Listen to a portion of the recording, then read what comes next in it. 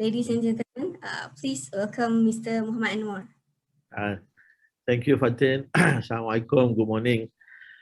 Feel like I'm having chemistry class here. The company names are all very funky. Cybertronium, Eclypsium. Anybody from kryptonite or plutonium or uranium? Okay, all right. Enough of the jokes.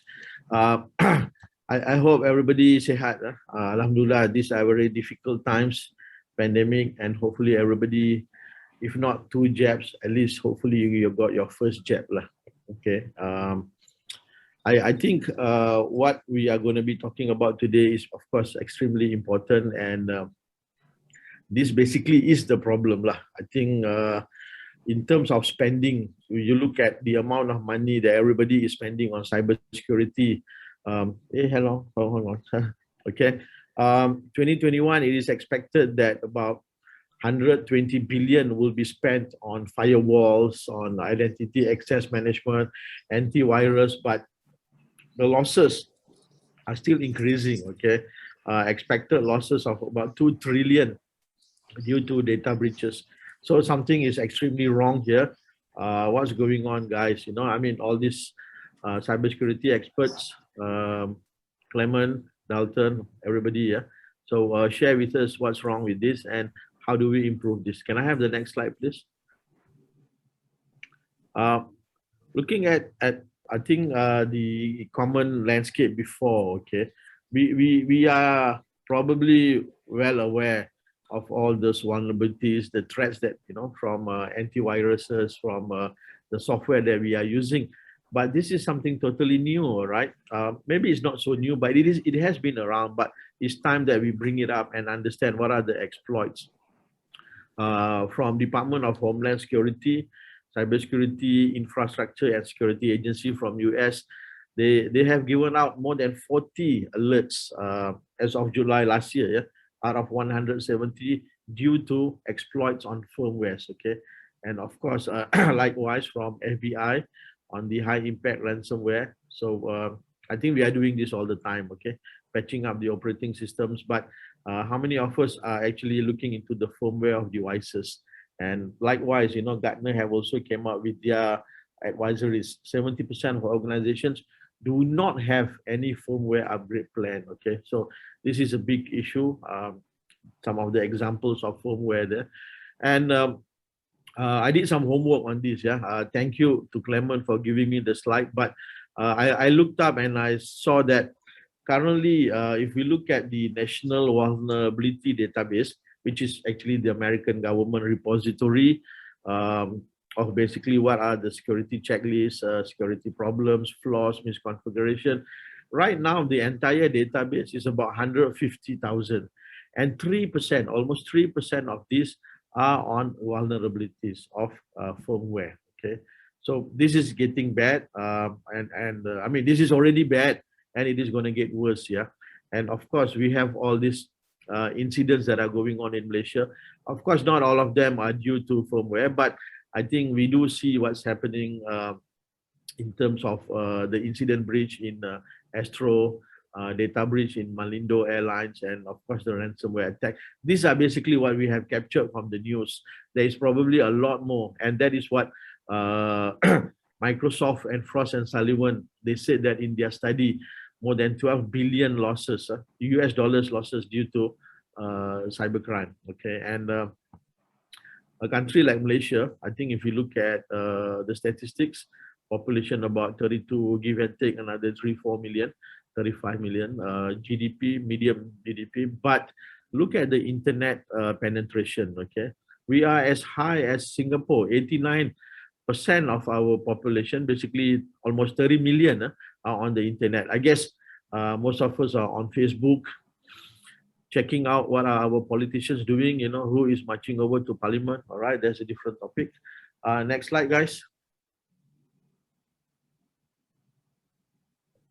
No, all right, next slide.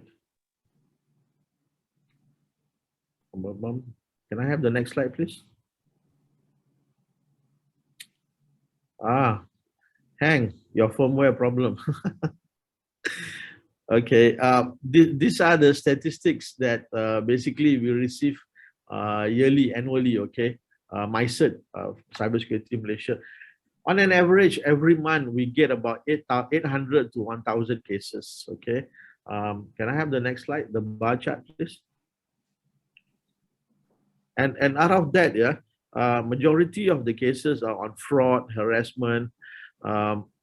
This is the slide that I'm talking about, okay? On an average, okay, basically we get 800 to 1,000 cases every month. And I'm repeating myself, these are the type of incidents: intrusion attempts, fraud and harassment, okay?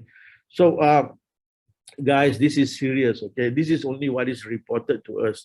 We strongly believe what is not reported to us is maybe, you know, magnitude of this, not 2 to 3 times, probably magnitude like, you know, 100 to 200 times of this. It is not mandatory to report incidents to Cybersecurity Malaysia. It is not like, you know, you get into a car accident, you go police report, you make a police report, you can claim insurance. So that is not mandatory. Now, on the other hand, you know, if we look at, thank you for this slide. This is where Malaysia, other countries rank in terms of the global cybersecurity index on the global side. I would rather take this ranking with a pinch of salt. This is basically what it says, that, you know, in terms of how is the country's readiness against cyber attacks. Why I said take this with a pinch of salt, the country that got #1, United States of America, did not even submit the questionnaire. So it's like, wow, you don't submit your questionnaire, but you are ranked #1, okay? So anyway, it's good to know that we do stand somewhere in the top 10 in the world ranking. But the ranking that I usually look into where we are in terms of cybersecurity. Can I have the next slide, please? Okay, not this, all right. Now, this to me makes more sense, okay? This is from Comparitech. We look at security rankings in terms of percentage of handphones infected with malware, or the percentage of attacks on financial applications, number of users there, and of course, computers that are infected with malware. Okay, so I think we have to understand cybersecurity is, of course, changing. Okay, it's evolving, it's changing every day. Hackers, attackers, they are, of course, using new methods to bypass the traditional security controls. Okay, now they are going down, they are going below the surface to penetrate the vulnerable firmware and, of course, other hardware components, whether it's in servers, our laptops, our desktops, our routers, network equipment. Okay, so unfortunately, the question to ask is, are we ready? Are we ready in terms of having the right expertise, our system secure?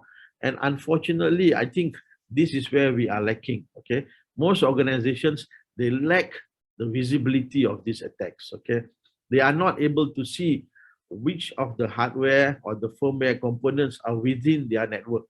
And of course, they need to also understand what devices are vulnerable to these known and unknown threats. Okay, and this is even more difficult for them to detect what are all those hidden implants, malwares, or even the backdoors that are in these devices. Okay, so unfortunately, again, these backdoors, these blind spots, allow attackers to bypass all that traditional security controls, and they can stay undetected. Okay, they will stay undetected in our networks, and of course, this is going to make our organizations exposed to tampering, ransomware, or even data breaches. Okay, so we have a huge task of understanding this extremely important topic, and I'm very happy to share and collaborate with cybersecurity experts and gurus. I think everybody knows Clement. He's our guru of cybersecurity here. Okay, look at his awards. He's half a page there. Okay, my good friends from Cybertronium and Eclypsium.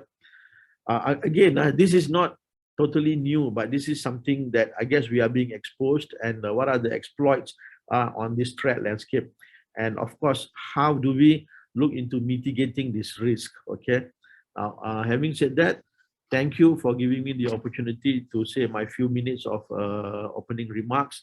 And I would like to pass back to the organizer, Fatin and Clement. Back to you guys. Again, thank you. And please do take care. Yeah. Okay, thank you, Mr. Anwar. Moving right along, it is now my pleasure to invite Mr. Clement from Cybertronium to do talk about firmware is the new battleground. Thanks, Fatin. Thanks a lot. All right, let me get my video on. All right. Good morning, friends. Good morning. Let me share my screen. Give me a sec. Okay, thanks to Mr. Anwar. And actually, thanks to every one of you who have joined here, guys. Okay, thank you. Thanks a lot for having your time to learn something new of what's happening around the globe. And it's quickly actually gaining ground in Malaysia. We already have seen many firmware attacks. So that's the reason why we thought, hey, what's really happening? Why none of the defenses picked up? Why are we actually not seeing these attacks that is happening? All right, so we started to figure out like, where is the attacks coming from? And we saw that, hey, it is not from the operating system level where it is, where else it's coming from. And then we started doing our investigations to find there are at least 5 to 6 customers that we have in Malaysia from this January onwards that we have already seen firmware based attacks, and out of them 3 of them were ransomware attacks based on firmware with all defenses in place, right? So that actually brings us the importance to this talk that we are having today, right? So for those who have not had the opportunity to get to know with me and I have not spoken to you guys before, hey guys, good morning, welcome on board. I'm Clement. I'm the Chief Executive Officer for Cybertronium.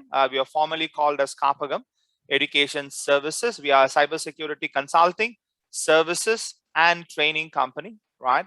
So you can actually find more about us on our website. So I don't want to use this as a marketing pitch. We are ISO 27001 certified, and we have a few more on the way.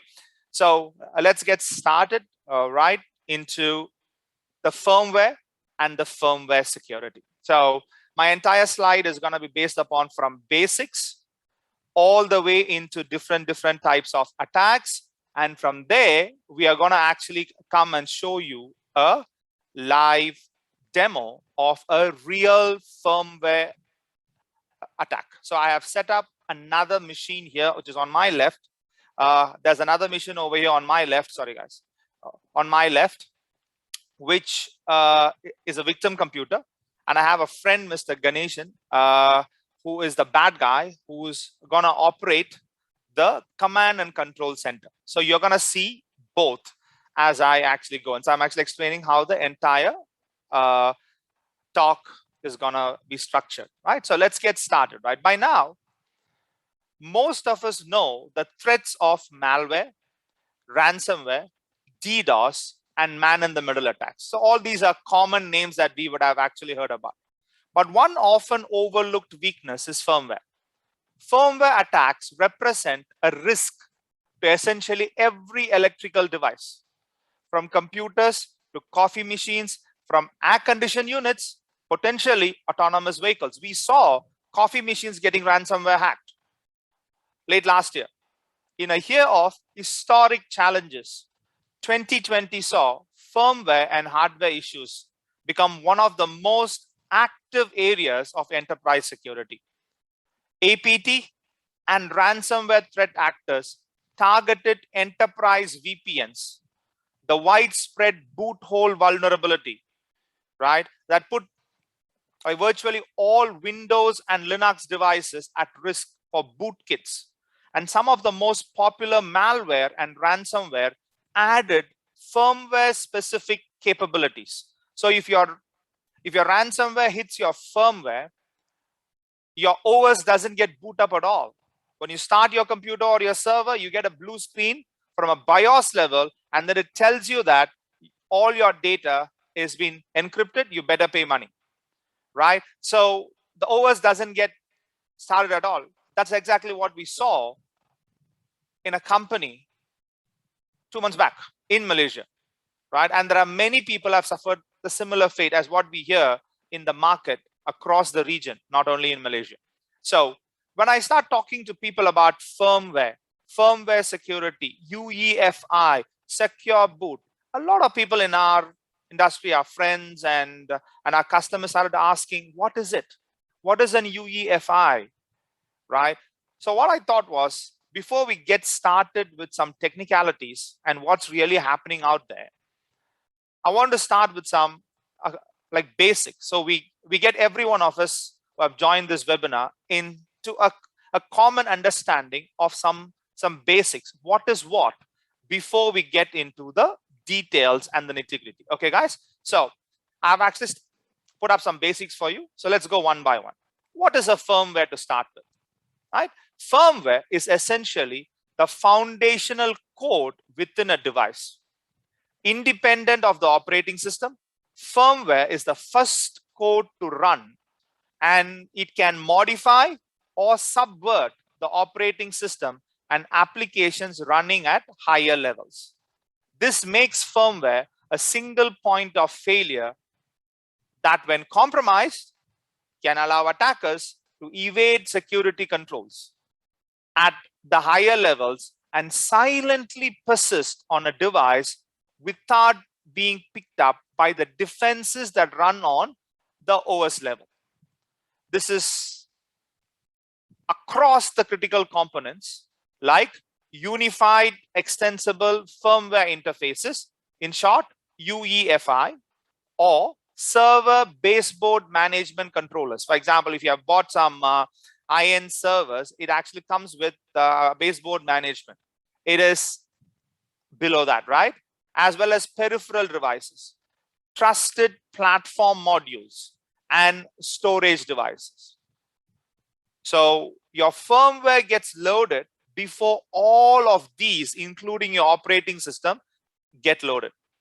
The average laptop will run dozens of firmware on boot up. The average server might be 20 or 30 minimum. Each of these firmware components can run millions of lines of code, and each is developed by a myriad of vendors in a complex supply chain environment. So there are millions of lines of code. There are multiple components and subcomponents in those firmwares coming from multiple vendors. Are you visualizing the nightmare that's happening in there? Right? Across this supply chain, anyone can insert an implant. This has happened. Last year, many big companies were impacted when an implant was found in a famous laptop. Let me not mention names here. If you go and Google, you know which is that famous laptops. All right, brand is manufactured in China, and how the implant ended up everywhere across big companies. The number of devices alone can be overwhelming when you begin to consider every server, switch, laptop, smartphone that connects to a network. So it's just not a one device problem, friends. It's an enterprise nightmare that we are looking at. But the scope grows exponentially because the vast majority of devices also rely on components, subcomponents, which have its own firmware. Each firmware will have its own versions. The result?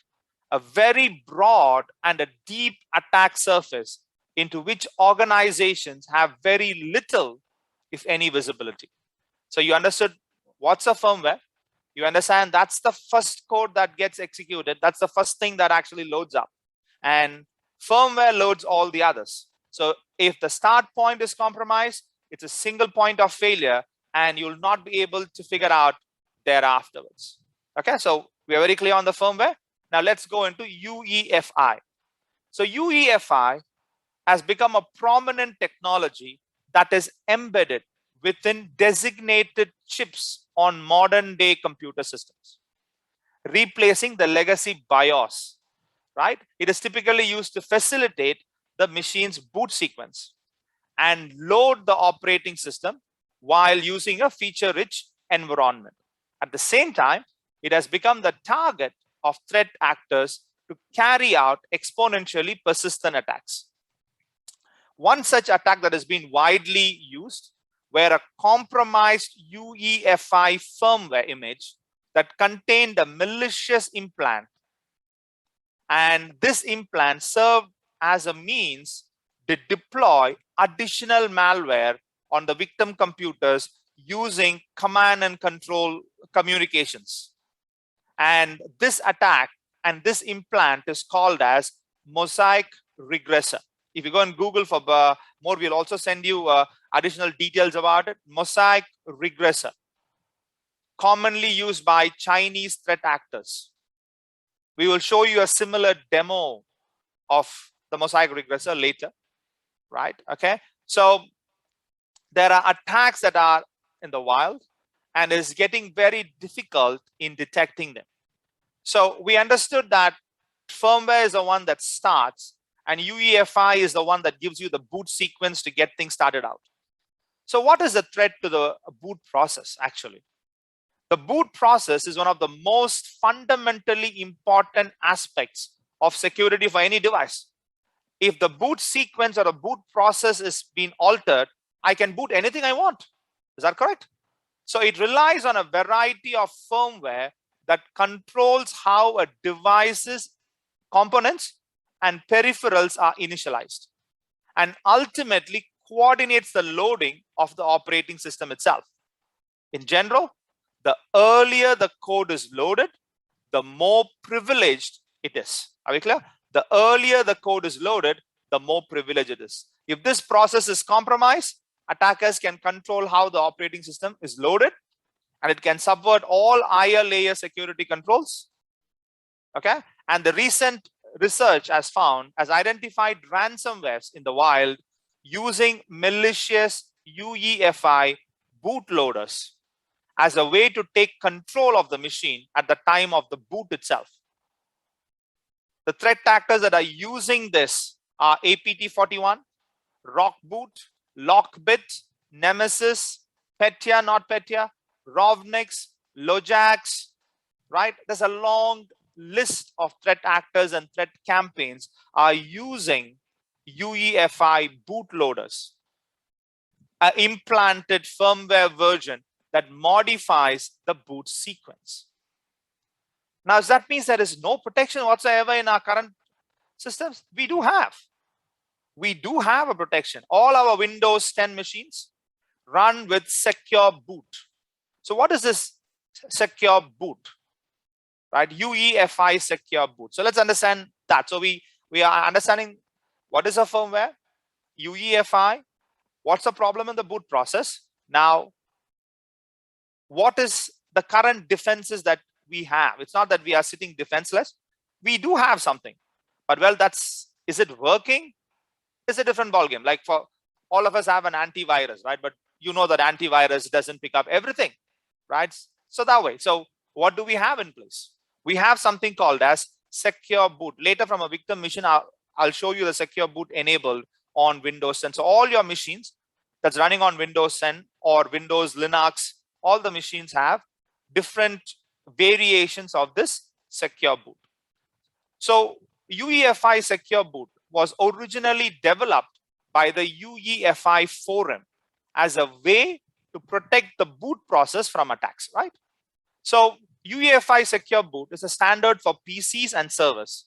What is the goal? To prevent malicious code from being introduced into the boot process by cryptographically checking each piece of firmware and software before it is running or before it is run. Any code not recognized as valid is not executed in the boot process. Secure boot uses cryptographic signatures to verify the integrity of each piece of code as it is needed during the boot process. So when I understood that there is a cryptographically checking that is happening, every firmware is signed, every firmware is signed. You can't insert something inside the firmware. It will not match the signature. Perfectly all right. Now, when I was talking to one of the major big players, when I was doing a panel discussion for them, which is actually coming on live tomorrow on a platform with Microsoft and HPE. Okay, that's happening tomorrow. If you want to join, you can actually join that. So when I was talking to Intel, HPE, Microsoft, okay, friends in Dell and all of them, I was just asking this question. So cryptographically, everything is signed. So when you update a firmware, what happens? Do you rewrite all these signatures? They said no. The key is the same for every firmware update. Are you understanding the problem? The key is the same as every firmware update. Wonderful. There's nothing wrong in that. But what happens? If I load a older version of the original firmware which is vulnerable? Are you understanding the problem? So there is a firmware, okay, version 1, for example, cryptographically signed. You can't put inside anything over there. Okay, version 1. Then the version 1 had a vulnerability. So the new patch was given version 2. Now version 2 has actually patched the version 1 vulnerability. The version 2 is also cryptographically signed, same key. Now, if I override this boot sequence and I put the version 1 to boot, will I be able to exploit the vulnerability in it? Will the secure boot still allow me to boot? It will, because cryptographically, the version 1 is the right version. So this is one way, guys. There are other ways to manipulate this cryptographically signed secure boot process. Okay, so from the normal secure boot, on a Linux side, we have something called as Grub. Okay, in almost every modern Linux distribution, Grub2 is the bootloader that loads and transfers control to the operating system, right? So we have now understood all the basics, right? We have understood all the basics. Now let's go into the detail. So with this slide, what you have understood, guys, is what is a firmware, what is a UEFI, what's the problem in the threat boot process, UEFI secure boot, how the cryptographically signed firmwares comes in for help. I've also given an example how it can be overridden and how the secure boot is implemented in the Linux environment, right? Because people might say, Clement, you're talking only about, okay, Windows. Is there anything for Linux that is happening similar? Yes. Is this a firmware problem only for Windows? No. Is it happening for Linux? Yes. Is it happening for Mac? Yes. Okay. So with that knowledge equipped, okay, we are ready. Let's move on to the next one. So we understood the firmware is the foundation of the enterprise tech stack. So everything runs from the firmware, right? We are very clear. So Gartner said firmware may well be the next endpoint battleground for advanced adversaries. Adversaries who are actually taking control of enterprises, staying there silently under the firmware, not being picked up by security operation centers, not being picked up by the EDRs, not being picked up by the XDRs, right? So we can silently sit on the firmware level when no one is looking at it. These are some examples of what's happening out there, guys. I've actually picked up this year, okay, mostly for you to see, right? The December 2020, that's the past that I went in. The ransomware's next nasty surprise, right? UEFI firmwares were actually compromised and ransomwares are using them. Forbes magazine, December 2020. Now look at the April one. Suspected Chinese hackers exploit Pulse secure VPNs to compromise dozens of agencies and companies in US and Europe. These are reported. Like what Mr. Anwar said earlier, right? The numbers that he showed in Malaysia are the numbers that are reported. Not everyone reports, right? So dozens, I would actually replace it the word tons of companies and agencies across the world, including financial institutions. FBI gave a warning in December about firmware attacks that's happening on financial organizations, with the Beagle Boys, a North Korean campaign attacking 38 financial like institutions in 38 countries, mostly Asia, Asia Pacific, and ASEAN, which includes all of us. It's a advisory from FBI, December 2020. So it's happening all over us. Sonic Wall warns of imminent ransomware attack targeting firmware flaw. Zyzel Networks, same, just a few days back, guys. This is all in July. So if you're thinking like, once in a while, somewhere it's happening. No, it's happening to us right away. So let's move on.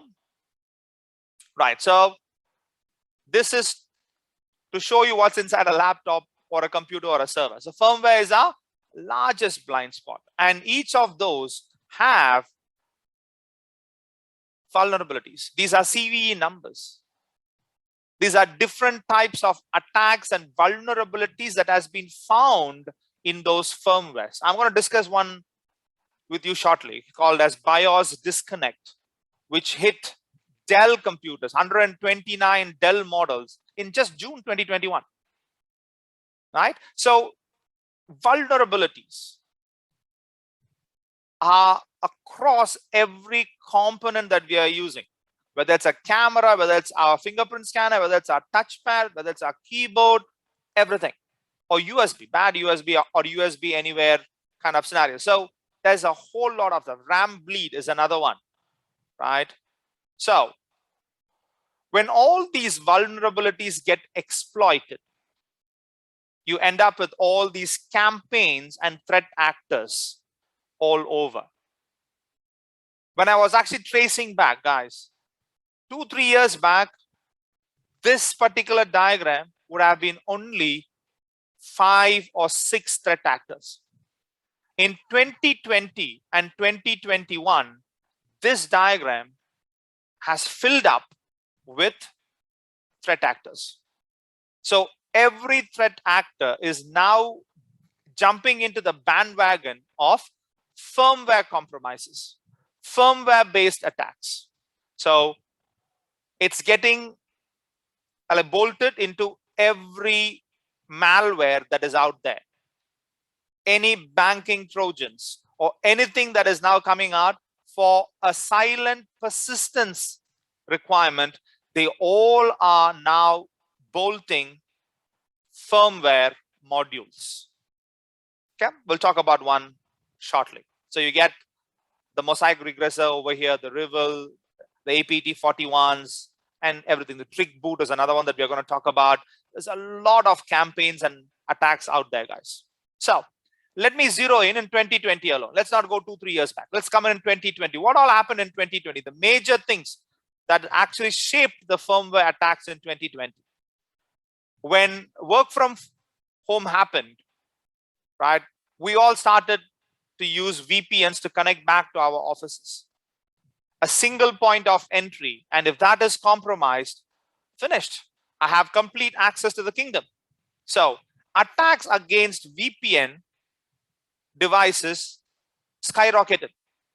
If you take every statistics from every nook and corner of the world, you will find a consistent increase of at least 30 to 40% on VPN attacks and RDP attacks.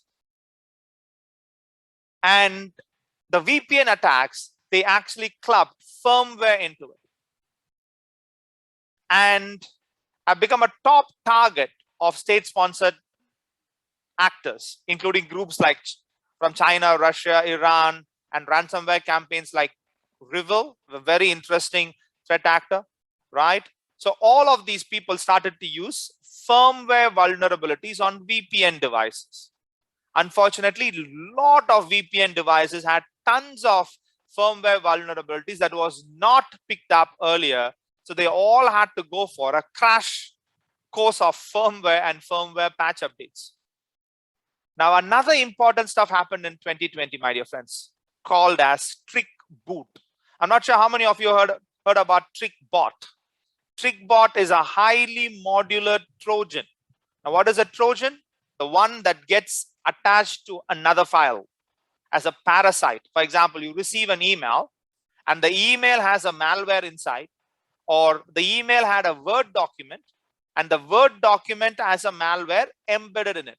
You thought it's just a Microsoft Word document and you opened it, and the malware got executed as a PowerShell, might be, right? Because PowerShell runs straight on the memory, and most of the antiviruses out there, they would have actually whitelisted PowerShell. And I know security operation centers in Malaysia who have whitelisted PowerShell. So they would not be seeing a whole lot of attacks, right? A lot of, there are few SOCs who runs the entire SOC operation with interns. So they might not know the technical details about what happens if you go and whitelist an SVC host, or what happens when you whitelist the PowerShell. So most of the antiviruses might have whitelisted the PowerShell stuff, or even the SOC, when they're actually monitoring, they would have whitelisted it. So even if an alert generates, they don't pick it up. So that's what we call as Trojan. So TrickBot is a highly modular Trojan that is particularly notable for its ability to gain administrator privileges or dump all the credentials using an add-on called as Mimikatz. Mimikatz is a notorious a password dumper from a Windows perspective, right? And Windows 10 they actually created a new version called as a creative update version to stop Mimikat from pulling out the credentials, because earlier it was NTLM, version 2 hash in your SAM database in a Windows machine. After creator update, everything was encrypted. Now still Mimikatz work in a different way. Well, we'll take that in a separate topic, right? So if you want to find more details, you can go and actually Google for Mimikatz. So TrickBot also uses Mimikatz as a module to gain administrator privileges, steal tokens, Kerberosting, different types of attack methods. And a TrickBot can also deliver additional payloads, malwares from command and control servers. They added the TrickBot as a notorious for banking Trojans and actually dropping ransomwares and lateral movement malwares. So TrickBot is very, very notorious guy. The TrickBot developers added a new module called as TrickBoot. Now, what does this TrickBoot does? It checks devices for firmware vulnerabilities that can allow attackers to read, write, or erase the device's UEFI or BIOS firmware. Now it makes more sense because you have understood the basics before. So they actually override, read, write, or erase. When you erase, you are in a ransomware situation straight away, right? So there was a newly discovered UEFI implant in the wild that it took 2 years for us to figure out, oh my God, this is a new type of attack, which is called as mosaic regressor. It evades all security controls. It's an implant in the UEFI firmware itself, which is what Secure Boot was trying to avoid, but it runs even in a Secure Boot environment. Widely used by Chinese threat actors currently. And it was remained undetected for many years in the past, right? And one more, our Eclypsium researchers discovered a vulnerability known as boot hole, affecting mostly every Windows and Linux-based systems to gain arbitrary code execution during the boot process, even when Secure Boot is enabled. Almost all signed versions of grub2, which handles the secure boot in Linux, are vulnerable, meaning virtually every Linux distribution is affected. When did you last update all your firmwares? Are you even looking at it? Now, this is what I was trying to talk to you earlier, right? There is multiple millions of lines of code. There are components and subcomponents coming from multiple vendors. They all are put together. So before it comes to your table, there is a high possibility that it might be implanted and you might not know about it all. So devices can be modified or compromised in the supply chain before the eventual owner ever receives them. Now, there's an Asia Pacific forum that did a project called as Breaking Trust Project. You can actually Google about them. They provide a detailed analysis of 115 supply chain attacks and disclosures over the past 10 years. And you can see the number of disclosures are higher in the last 2-3 years. Backdoors have been found in enterprise firewalls. Long list. It's a pretty long list, including all those firewalls that each and every one of us are using in Malaysia.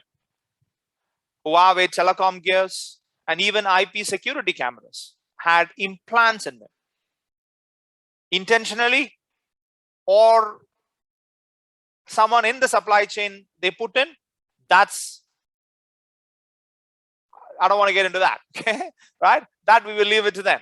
But implant is there in all of that. 115 supply chain attacks and disclosures. So now, before I actually get into a demo, guys, right? Before I get into a demo, let me speak about a vulnerability that was found by our Eclypsium researchers in Dell models.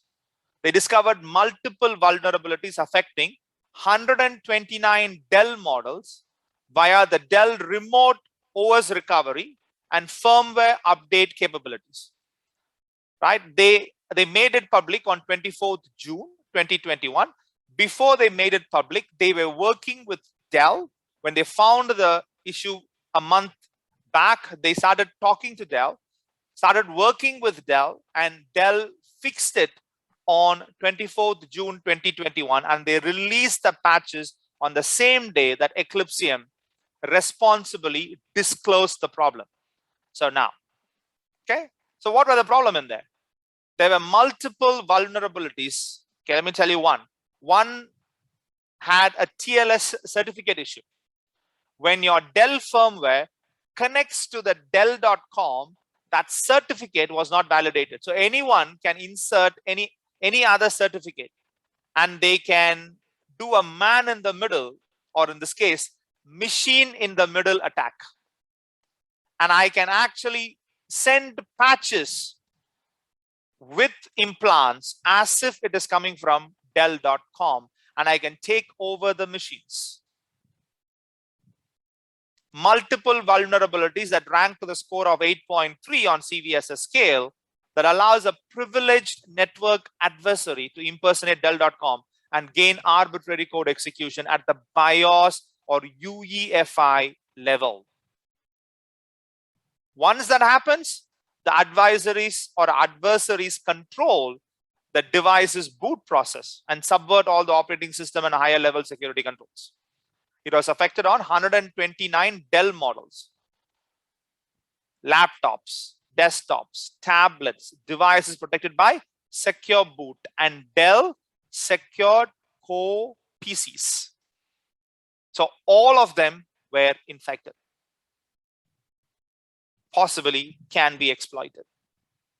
Right? So what is that firmware that is trying to connect to Dell.com? Hey, I thought my computer is not connecting to anyone without me knowing. Well, if that's what you're thinking, that's not happening. There's a lot of things that happens on your laptop without you knowing. There are a lot of things that goes to Microsoft. There are a lot of things that goes to Google. There are a lot of things that goes to every manufacturer who has put things in your laptop. There's a lot of communication that is happening. One such thing is Dell Support Assist is an overarching support solution that comes pre-installed on most Windows-based Dell machines. So if you have bought a Lenovo, that also has a similar feature that connects back to them. Right? You buy Asus, Acer, so everyone have a support assist kind of a scenario, which will help you to reinstate your OS if there is some problem, to help you to troubleshoot on any hardware and software problems, So that's why they have this support assist kind of a solution or a software or a package that runs on your laptops. So Dell had one called as Dell Support Assist. Now this Dell Support Assist had a feature called as BIOS Connect. The vulnerability is BIOS disconnect, but the feature of Support Assist is BIOS Connect that allows users to perform remote OS recovery or update the firmware on the device. So BIOS Connect enables the system's BIOS to reach out to the Dell backend services over the internet and then coordinate the update or recovery process. So this is what happens. From your laptop, without you knowing, that there is a connection going out to Dell to get the firmware updates, and it comes back with the content delivery coming back to your laptop. Now, this connection that was going out had vulnerabilities. HTTPS, TLS vulnerabilities. So if I am on the same network, then I can do a man in the middle on intercepting this request, get the host to accept my certificate, and I can now start having multiple independent overflows on your BIOS UEFI level, and I can start putting implants. Once I do that, I'll be able to control that device forever, and you will never know about it. Right, this is an example of how an end-to-end happens. So are we clear, guys? So now let's sum it up before I go to the demo for you.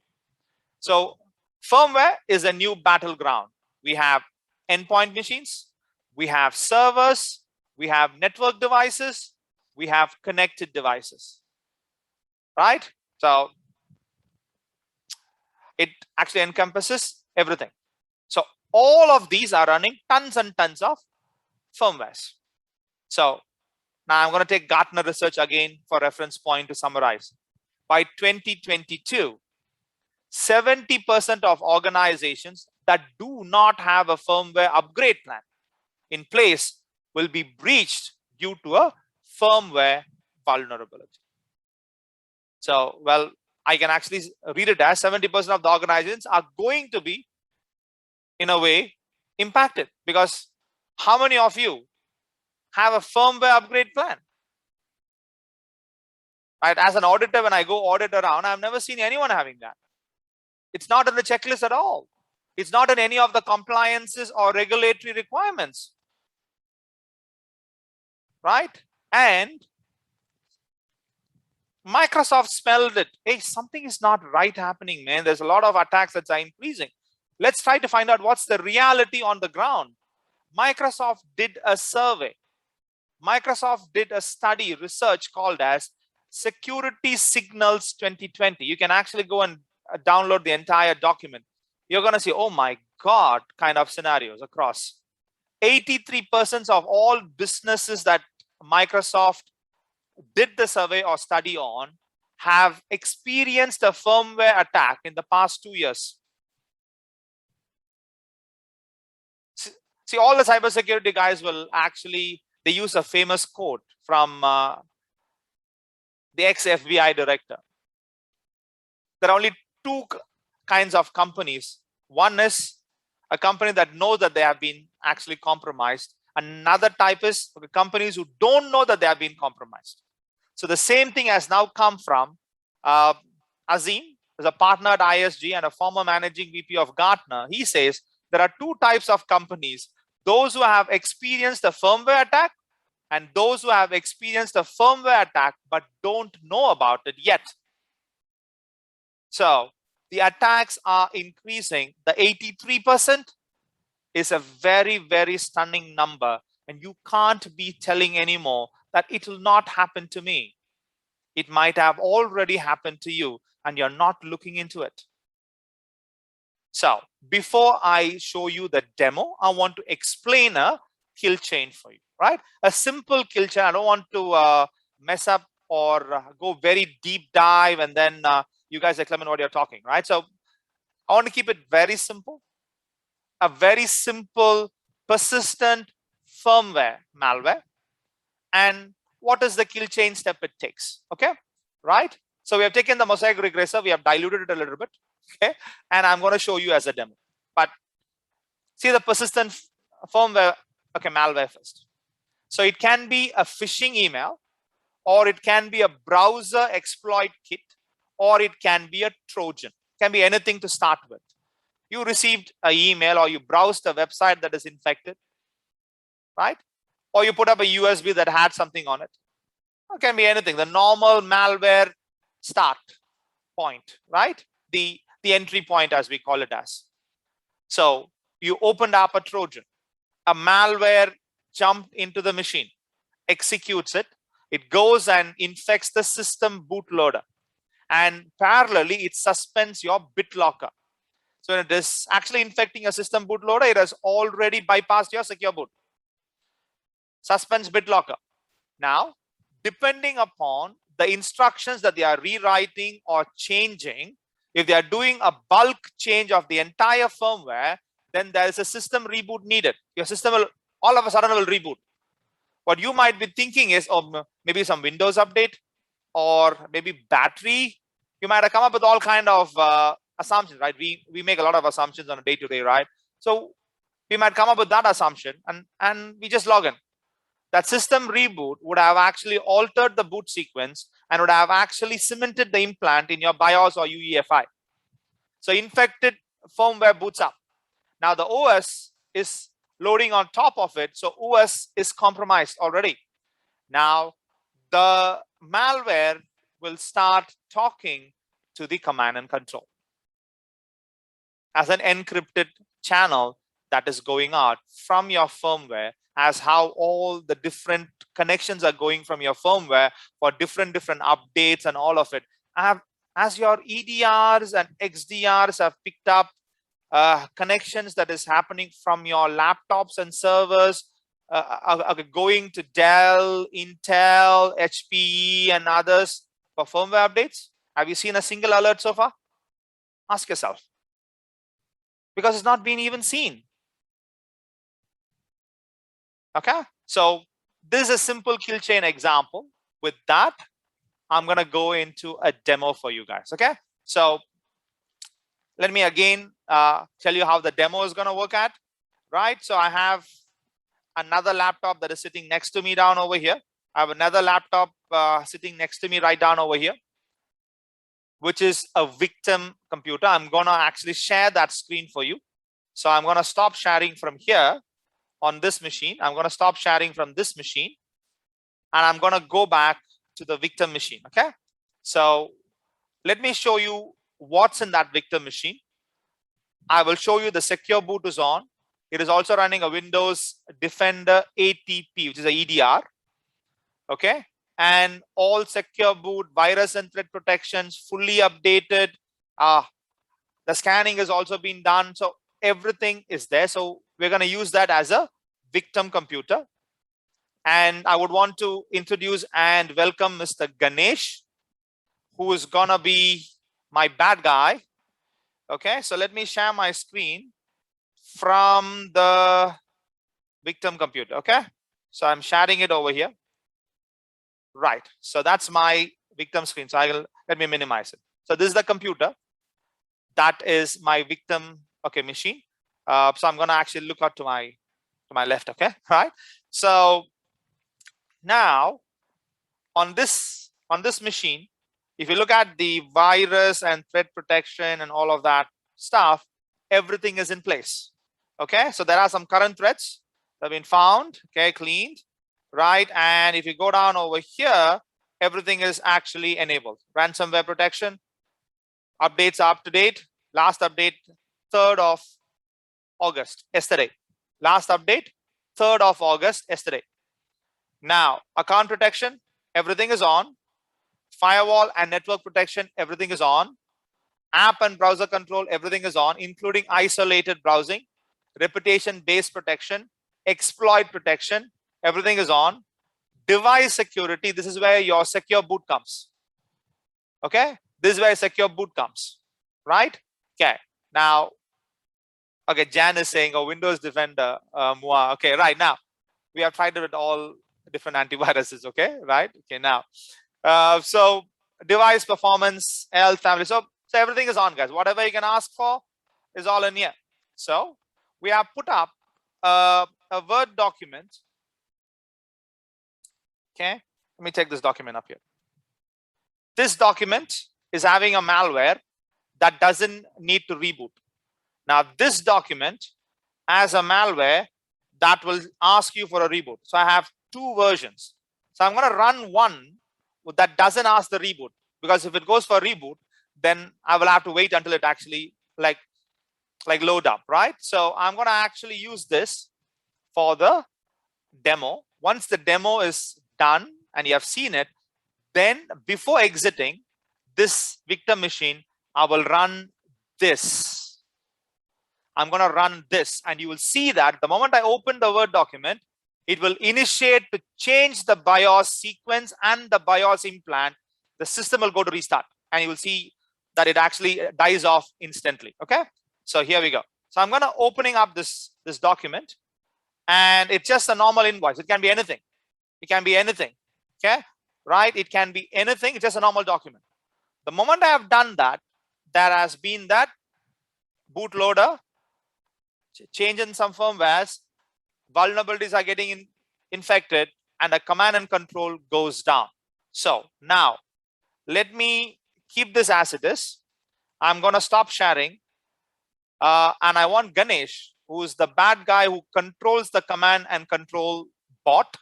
I want you to show your screen, buddy.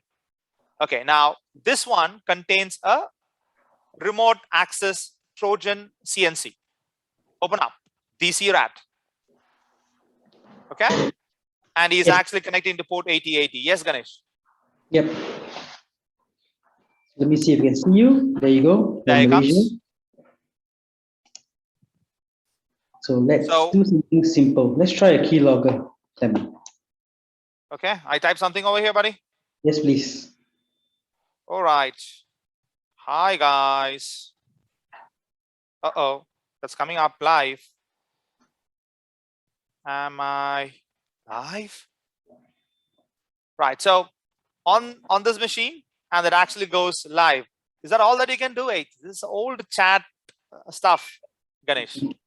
Can you take me one notch higher? Yep. Oh, that's a full remote screen? Yes.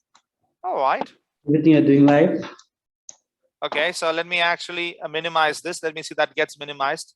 Oh yeah, a little bit lag, but that's all right. Okay, no problem. Okay, what else, buddy? Come, let's go to website browsing. Oh, a Chinese malware opening up a Chinese search engine. I'll try to read that one. Okay, but well, I don't know Chinese. The only thing that is in my body is a Chinese vaccine. Right, now let's move on. What else? Okay, let's do one very scary one. Yeah. Here you go. Oh my God, is that me? Yep. Hello. Laggy. Oh, laggy. Okay, laggy, but that's still all right. So you're getting a feed from that camera. Hey, scary man, the camera light is not on. The camera light on my side is not on. The puppy looks like a sleeping beauty. All right, what else can we do? Yep, come, let me just close it up. It's taking too much resource. Yep. I think my video, I'm actually too big for the video. All right, okay, now, yeah, go ahead. So we can bypass. Oh, we can take it a notch further, guys. You see that? We can actually start deploying a ransomware on it. See, there's a lot of ransomware attacks nowadays called as double extortion or triple extortion. Double extortion or triple extortion. Right? So they actually don't simply blindly encrypt your data. They sit on your computer or your server. They analyze the kind of data you have. Then they take a copy of it. Then only the encryption happens. Now you know how they do that, right? And he can actually kill, close anything that he wants. And he can take a copy of all your data and then start the ransomware across. So as Ganesh actually showed you, so you're actually pulling out all my hardware details, firmware details. Oh my God. Okay. So he gets complete control of that machine from a firmware level as a command and control, a remote access Trojan, a rat that sits and monitors. Thanks, Ganesh. Thanks a lot. Right, I'm going to share back my. Now, how to detect this process on Windows is another question that actually pops up. Well, there's nothing. Nothing comes up on the Windows. I was searching. Literally, I was actually playing with this puppy for what now? 2 weeks now. Okay, and I wasn't able to find anything anywhere until I used Eclypsium's scanners and the agents. Okay, we'll talk about that. Okay, now, so on my side, before I give it to Dalton, guys, so I have established the problem statement. I have established the problem statement. So there are firmwares, there are millions of lines of code that are running. It's coming from multiple people. There are vulnerabilities in them. It can be implanted. It can be changed boot sequence, and it can run things that we will have no visibility whatsoever. And it can take over our enterprises. So I've established the problem statement. Before I give it out a solution, I want to give a key takeaway of what that we need to put in place. What is that we have to put in place?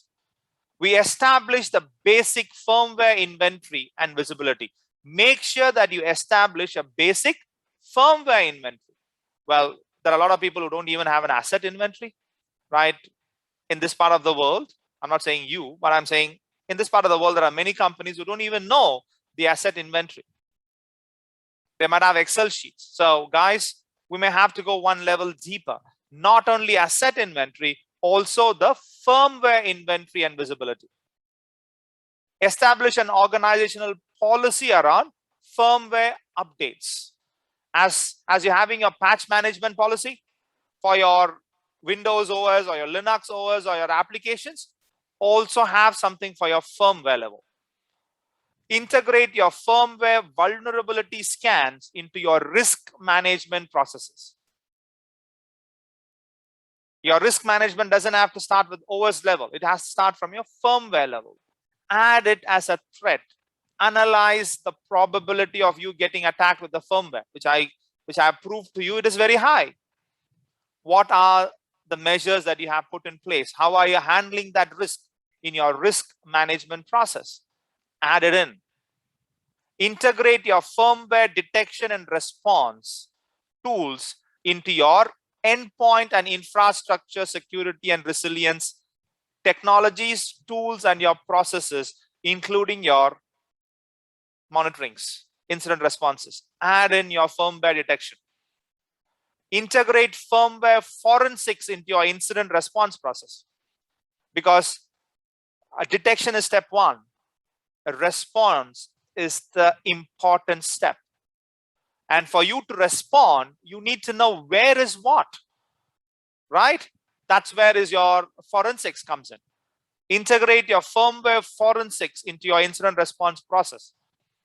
Make firmware risk a priority in equipment purchasing and deployment decisions. Look for equipments that has put layers, multi-layered approach on their server segments to protect from all these kind of firmware attacks. If you want to know more about the server level stuff, join me and join us tomorrow, where we are actually doing one with HP and Microsoft, where we are talking about ILO 5, we're talking about Ice Lake processor, and we're talking about zero trust, right? So there's a lot of things that's happening around this space, my dear friends, right? So with that action to take today, leaflet, I stop here and I pass the baton to Mr. Dalton from Eclypsium, who is going to tell us, Dalton, the situation is bad. The attacks are increasing, buddy. Do we have any solutions? Like one of the participant asked just now, which actually chat popped up, and I said, the windows are not showing up. The defenses are not picking up. So what are we supposed to do? Close our laptop? Well, I hope we have something. I hope we have something to share that can try to mitigate and solve the problem. To you, buddy. Okay, thank you, Clement. I guess we take the questions at the end. I think one or two questions popped up, but I think we'll spend some time at the end to address some of the questions. Thank you for joining us today, and thank you for the organizers to put this together, especially Cybertronium. Let me share my screen and jump straight into the presentation. Do you see my screen? And can you hear me clearly? Yes, Dalton. Slides, hide this off. Yep. How do I get rid of this? Is it just my screen, right? You see the deck? Okay. Yes. So bit of introduction. My name is Dalton. I joined Eclypsium not too long ago. It is a brand new company. We have been looking at Asia for a while, and more recently over the past few months, because of COVID and work from home, Eclypsium was invited by the Singapore government to come to Asia and try to speak to them and see what we can do. Myself, I've been in cyber for more than 12 years. I was also the first person, early batch, I would say pioneer batch, that started with FireEye back in about 12 years ago, trying to sell a problem called APT, which at that time also many customers were wondering or didn't believe that it was a problem. Fast forward 10 years, 12 years, and now I'm talking to customers about a firmware problem, which I get the same frown sometimes, eyebrow raising. Hey, is this real? Is this really impacting us? How do we solve this? So a little bit of background about the company. We are a venture-backed company, early stage, and back about 6-7 years ago, there were a bunch of researchers from some of them from Intel and some of them from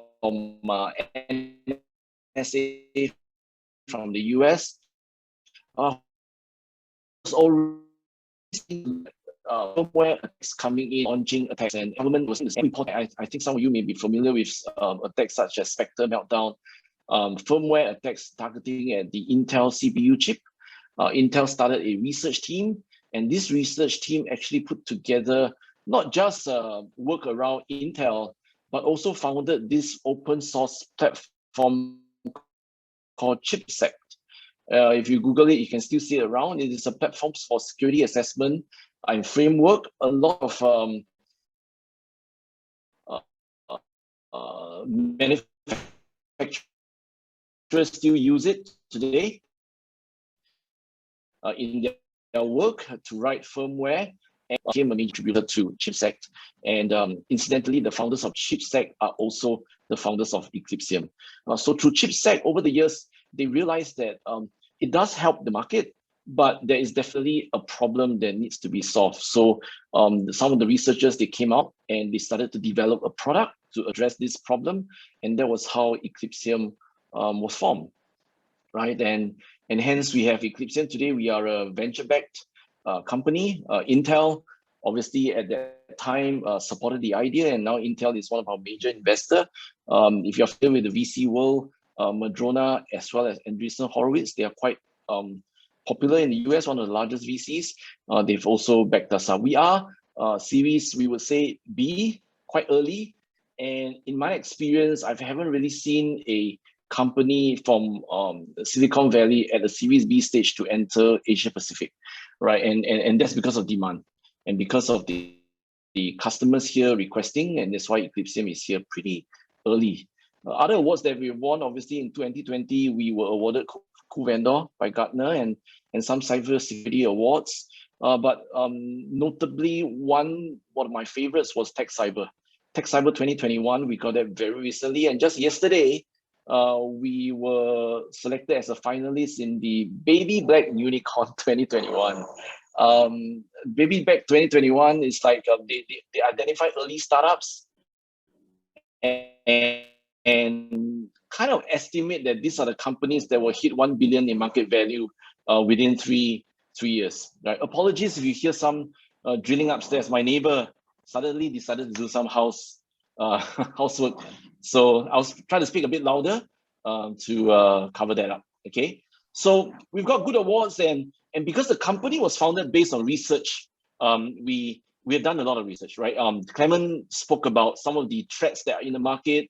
but Eclypsium has been finding quite a few 0 days over the past 2 or 3 years, right? The Supermicro 0 day back in 2018, which we uncovered, was really only reported in 2019 when Supermicro decided to make it known, right? But before that, they were working with us to fix the problem. Cloudborne, the one in the middle there, where we see hackers able to infiltrate or maybe rent a server in AWS, Amazon Cloud, right? I could rent a server as an adversary, plant a malicious malware onto that server, terminate the contract.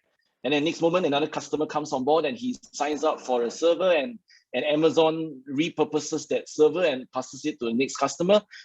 Inevitably, you could get infected, right? So we see a lot of persistence even in cloud vendors, right? Trickboot, Clement said about it, BIOS disconnect. We have been finding that, and that's the strength of our research team. I would consider them as pretty world class in the area of firmware, right? So what do we do? Right, we are trying to cover off this problem as easy as we think we can help customers. We today support PCs, servers, pretty much most of the major brands. Network devices is another big one, right? Clement spoke about VPNs, routers. It's very difficult to look into the firmware of these machines because they are pretty much a black box. But you know, they all sit on a standard server architecture, right? They either sit on a Dell OEM or maybe a Supermicro or some other server architecture. It's pretty much still a motherboard-based machine. And we can look into that today, and we are moving into the IoT space, right? So our mission is to cover off basically all corporate IT machines.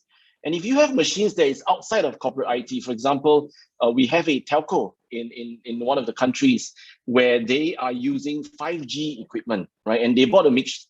They bought some Samsung, they bought some Nokia, Ericsson, they also bought Huawei 5G equipment. And you know, 5G equipment comes with their dedicated base stations and also a dedicated, what they call a GMB server, a 5G GMB server that runs on very proprietary software. And they basically engage Eclypsium to do backdoor assessment for them. But it's not something that's covered by our tool and agent, but our research team will go on site and work there for a month, basically looking at that hardware and do research to see whether there's any backdoor. So this is what we're trying to cover. And we pretty much have quite a unique but simple way of achieving this, right? So we have an agent, we call it a sensor, that will be administered on the PC and the server. On the network equipment, we don't need an agent. We basically do remote scanning. So the sensor that sits on the laptop can also be used to crawl the network and look for all the network devices in there. And we have three basic value proposition, three mission statements, I would say, that we want to achieve. First of all is visibility, right? In all security, before you can do anything, you need to have visibility. And we give you 100% visibility into every single component on that device. You got to realize that we've been doing this research for 6 to 7, 8 years. And today our cloud instance actually have almost tracked about 8 million firmware globally. More than 1,000 manufacturers that we are working on, and pretty much everything, right? So first thing you want to achieve is full visibility, component level, and version level. Every single firmware, software version, we are able to cover off for you. So you pretty much are building like a software bill of materials, right? A S-bomb. Maybe we can call it the F-bomb, right? We joke about it internally that we should come up with a term and get customers to look at F-bomb, right? Firmware bill of materials is what we're looking at. With that visibility, then we can start do the work, right? We will then look at whether there's any risk in this firmware that you're using. What kind of risk? Risk to me is in two parts, right? Are there vulnerable firmware that you're using? Firmware that with known CVEs. Basically, we have a whitelist. We check through that whitelist to find that you are using the latest version from, say, Dell or HP, but this version are known to have CVEs, right? So please be careful. It's a risk, right? So you can mitigate, and you can probably reach out to Dell to see whether there's anything to patch, or maybe it's not available. So mitigate by being extra careful and monitor it. But you may be using the latest version, but you may not be using a firmware that is legitimate from Dell. Now, Dell can say, this is my latest version, 2.5.1. Right? You could be on 2.5.1, but what makes you think that your 2.5.1 doesn't have an implant that was ingested by, say, a exploit that Clement and the team just showed earlier, right? That exploit, Mosaic regressor or some rootkit could come in and implanted additional code into your firmware, and hence your firmware started to behave differently from the original Dell firmware. So this is something like a supply chain risk, right? You buy Dell, it gets shipped to you, maybe from a factory in Penang or in Shenzhen, but the components come from all kinds of manufacturers, and Dell doesn't really have the ability to see into whether any of this has been implanted during transit, right? Out of factory, it is brand new, everything is cool, but coming to you before it even enters your data center, it would have passed through a few hands. The system integrator, the software engineers, the pen testers, you name it, right? Somebody may have implanted something, and that's what we check, right? Our sensor on the machine constantly will take a firmware dump and dump it into a backend analytics server, and that analytics server will be talking to our intelligent cloud. This intelligence is all on firmware, right? We only track firmware, and then we look for signatures, also look for implants. If there is an implant, then definitely that is almost like a 0 day, right? It is like an attack. So this is something that we can see, not just known risks, known implants, as well as new implants. And the last one we want to really do is mitigation, right? A lot of customers talk to us and say, hey, I know it's bad. I know now I have a firmware that's not good. Can you help me get to the good state, right? Whether I do a rollback, whether I go to Dell and look for a new patch, can you administer that for us? So we are embarking on this new feature. To be honest, it's very new. We are now starting to launch automatic firmware patching on certain brands. I think this is a big one for a lot of customers in terms of operations, right?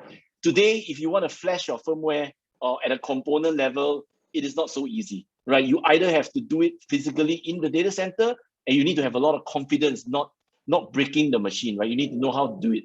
So what we have done is we have integrated with some vendors, and namely, for example, HP, Dell, we are looking at Lenovo, we are working with Cisco switches to be able to integrate with them to administer the patch remotely. This is a big ask by a lot of our customers. And imagine now you can then on the fly patch your machines and make good, right? If you want to do blocking, if you want to block out a machine that has bad firmware, we don't do the active blocking. Like most security products, we work with other vendors like your EDR or your firewall or your SAW and SIM with REST API. You can integrate, write a script, and we will help you to isolate that machine. But when you want to get that machine back to the new state, right? Your incident response, ransomware, is not just about deleting the data, refreshing the OS, or even replacing the entire hard disk, right? You now want to build some work into your playbook where you are also looking at the firmware and making sure that you can get back to the clean state, and we can help you mitigate that. So this is the high level of what Eclypsium is trying to achieve. I would say we are almost 100% there in terms of visibility. We today already can support so many equipment out in the market. In terms of detection risk, implants, I would say 80-90% there, right? Already doing quite well as far as corporate IT is concerned, right? Industrial, IC systems, OT, we're not there yet. We're not focusing on IT. And mitigation part, to be candid speaking, we are 50-60% there, right? We just embarked on this new R&D and working profusely to get ourselves to be able to do automatic patching and whatnot. So let me just move transit. I want to do a very quick view of the dashboard. I know some people are messaging about the dashboard. Can we take a quick look? Again, I'm going to call back our in-house hacker, Ganesh, who is now switched his head to become an Eclypsium guy. So he's going to now look at the show a quick on the dashboard. Can you overtake my screen, Ganesh, or do I need to unshare? No, I'll stop share now.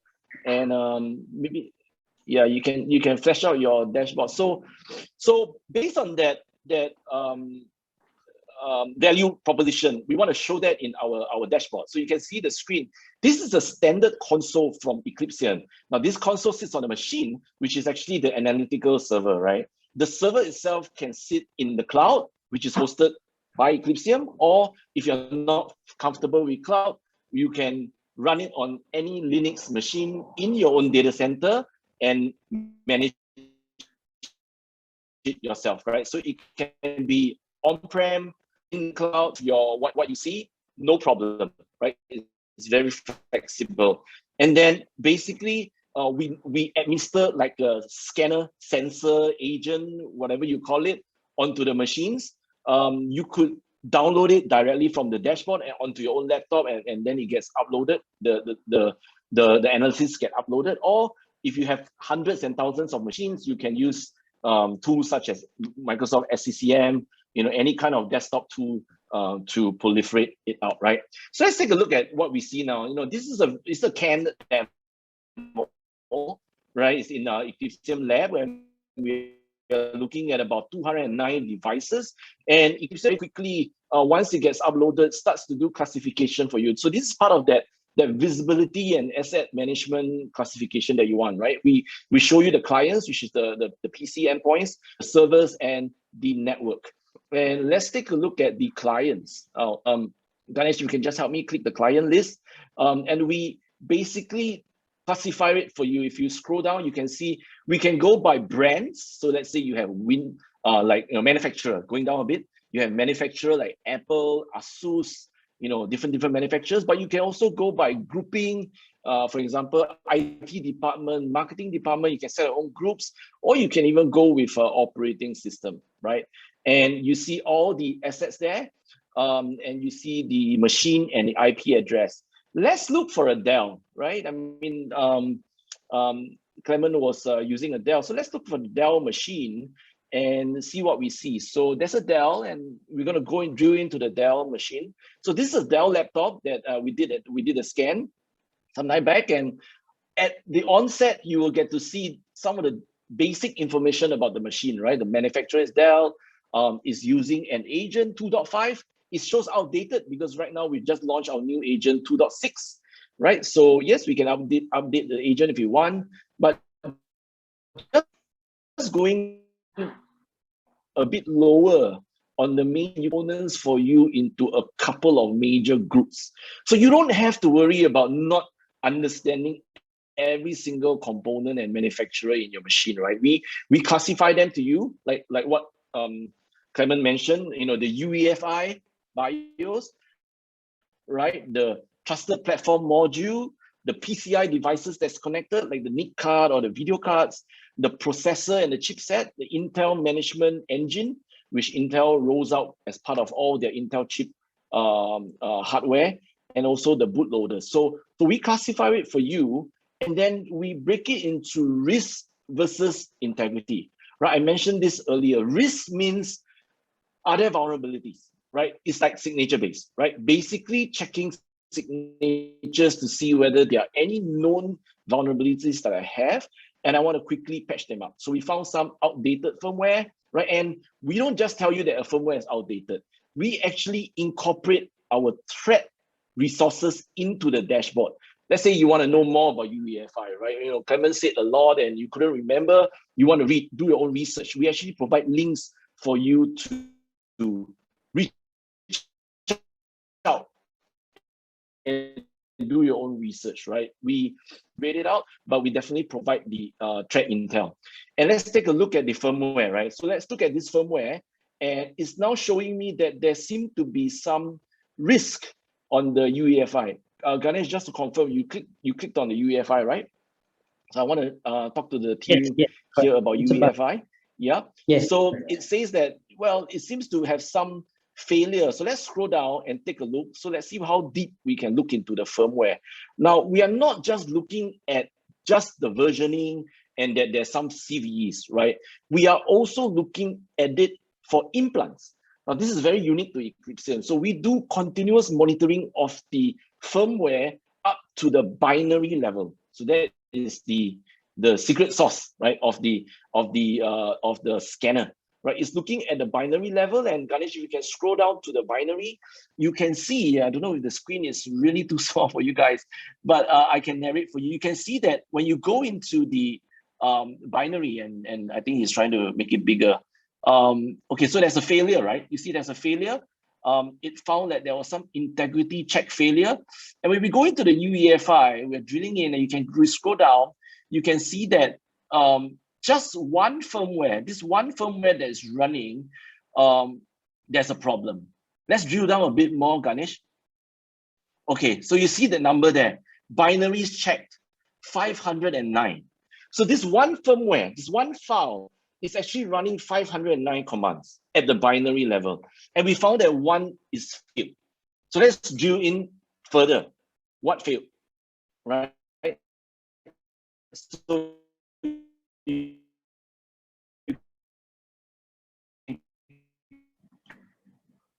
Sorry, everyone. I think Dalton is breaking up a bit.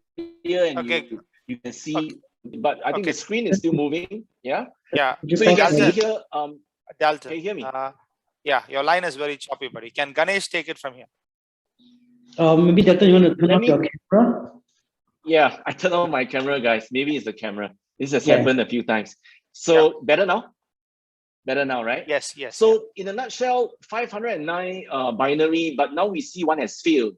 And if you look at it, it says NTFS.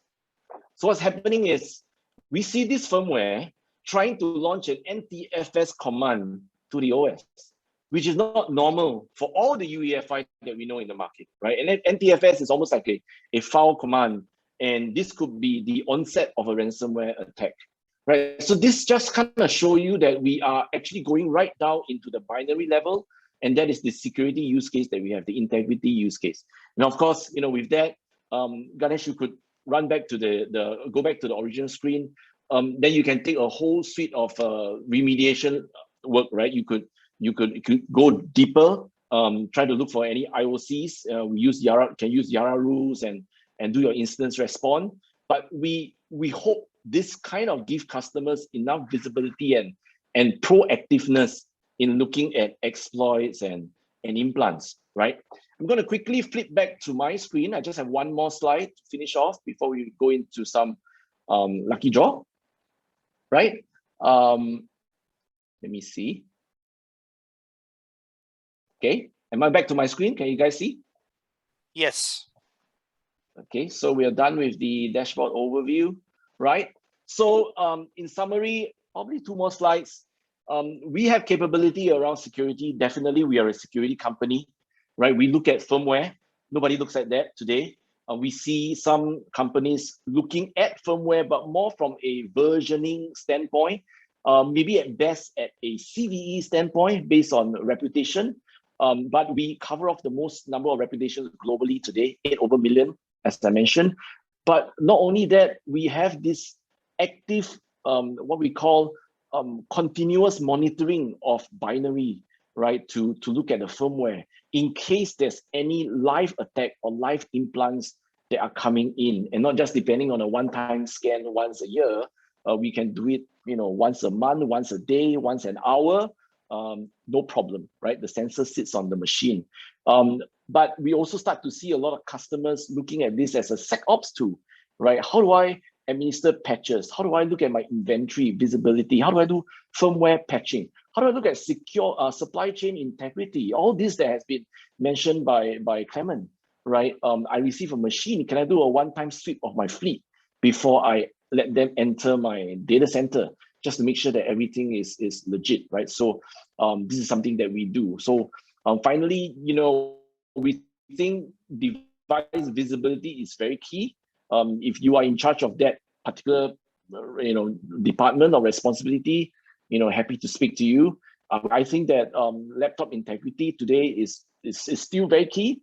More so now that people are working from home and using machines remotely, you can get a firmware implant over the air. You know, there's been some scary stories of people going to Starbucks, and other people on that same Starbucks Wi-Fi network could use a bad firmware on a router to infiltrate into you. It is possible, right? So don't think that you can only get infected through web and email today. right? There are many other ways that you can get infected through firmware. And of course, integrity of servers and network switches, right? Infrastructure. We think that is also a very key use case, especially data centers. Now, obviously, 24/7 monitoring, right? If you have VVIP users, you want to make sure that they are constantly being monitored on the firmware level. You may want to do that use case. And finally, supply chain, right? Supply chain is key. You know, a lot of people are worried about SolarWinds, and that's really a software code supply chain attack. We haven't even started to think about a hardware supply chain, right? That to me is going to be a big thing moving forward. We do have customers who come to us for compliance. They need help around training, compliance, setting up policy. Our research team do some consultation there as well, right? So that's the end of my presentation. You know, I hope it's not too lengthy. I hope it's easy to understand. And again, thank you, and definitely thank you for your patience. I guess my neighbor has stopped drilling. That was one part, and any questions we can